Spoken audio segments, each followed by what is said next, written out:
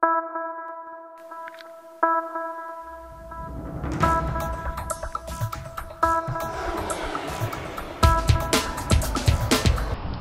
what's going on, diggers and digettes? I am Tripwire. This is just a quick metal detecting beginner to beginner. This is not a full episode. I got a comment on one of my newer videos about not being able to find coins, jewelry, you know, all they're doing is finding trash. So I figured I'd start from the beginning, and I'm just going to go through all my stuff, my machine, my settings, and my sound, and I'm really hoping that this will help you all find more coins and jewelry, because I know what it's like to be frustrated. When I first started over a year ago, I had to think for 2 years, and first time out, a couple times out, I did horribly, and I just put it up away and just didn't even bother with it until I started getting some information, pulled it out, and now I've been very successful at it. So I always want to make sure that you guys are just as successful as I am. So I'm just going to start with my machine. This is Bethany, named after the lioness, Beth Chapman from Dog the Bounty Hunter.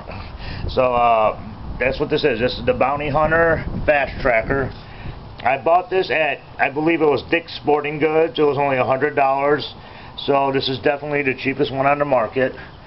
I only got like a really small round head thing, coil as they like to call it. And I'm going to show you that the Fast Tracker that I use, it only has 2 settings. Now mind you, this is the only metal detector I have ever used.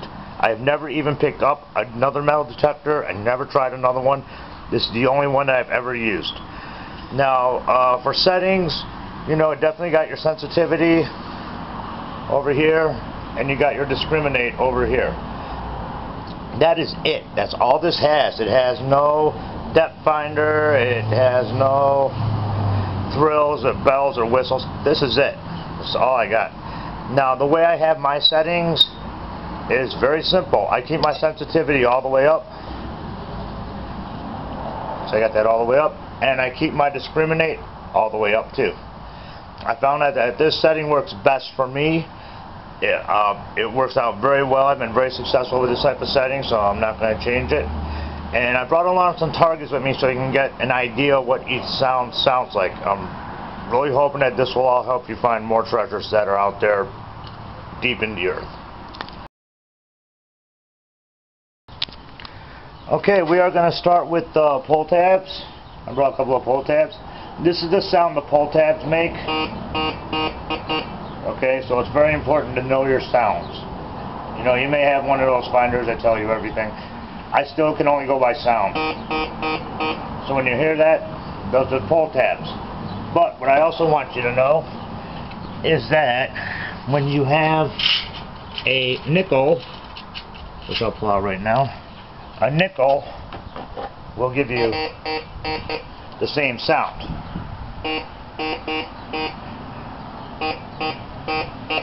Now what's also interesting is that got a gold ring right over here. This is the first gold ring I found. Same sound as the pull tabs, as the nickel. They all have the exact same sound. So that's the reason why when I hear that sound, I definitely dig it up. You know, chances are it's going to be pull tabs. Sometimes I'll catch a nickel, and very rarely do I find the gold. Okay, up next I got some pennies here, and I got all different years. To show you something that's very interesting that you may or may not know. If you're a beginner, it took me forever to figure this out.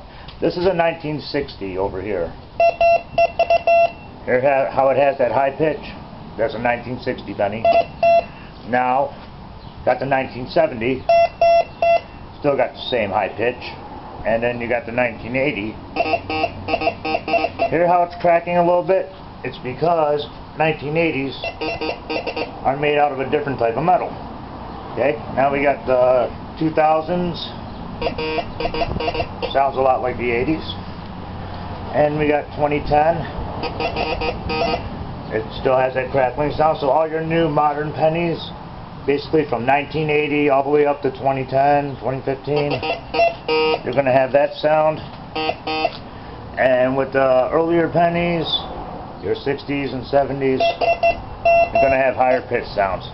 So again, you know, when I get a sound like that, I definitely dig it. So it's something I just want to pass on to different types of metals that are used in pennies. Okay, now we're going to move to silver coins. There's a dime, quarter, and that's a silver ring. So when I definitely hear that, that is definitely almost a coin. Almost all the time it's basically a coin. A lot of times aluminum cans will sound like that also.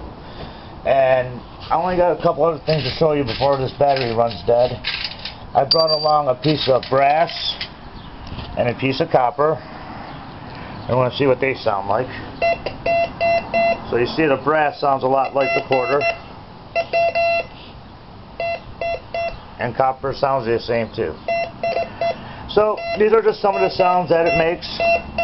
And the way I keep my settings are at full blast, my sensitivity all the way, my discriminate all the way. I really hope that this information will help you all find more coins, more jewelry. Keep the comments coming. I'll be more than happy to help out and answer any type of questions I can. So, later.